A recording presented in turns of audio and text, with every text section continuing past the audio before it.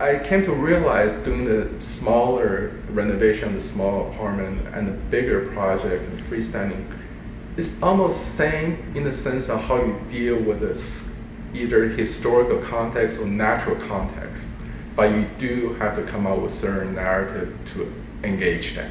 You can't ignore that. The luxury of a freestanding, let's say, brand new building, I used to think it would give you complete freedom, but I can see doing the house now after that experience with that. Instead of dealing with the historical narrative of the historical building envelope, you're dealing with nature. To me, it is in a way much more difficult. The CI house is interesting because it's a house in the landscape here, basically. And for our idea, we just carry on this idea. You have a series of architecture gestures. What I mean by that is here is a gesture, how do you engage the existing context, existing structure with existing cast iron column.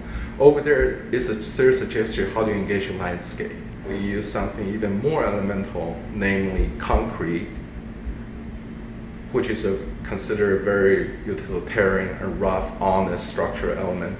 Opposing that with something a little bit more luxurious. You have a concrete floor coming up, become concrete wall. You have a rosewood floor floating upward from the rosewood custom-made tabletop. So it's a series of how do you engage and offer this warm feeling gestures, encompass people's lifestyles through spatial enclosures, really. Because the reason why we're interested not only in building apartment or even the smaller scale table, even flat work, is the whole notion of how you touch, how you engage, how materials fulfill certain functional requirements. And architecture is challenging in the sense that it's not only a creative process, but it's also a social process, how you engage with the client, and how afterward the context you've designed will be the envelope the client will engage the world. How they receive their friends, how they come and decompress after a hard day's work. It's a social act.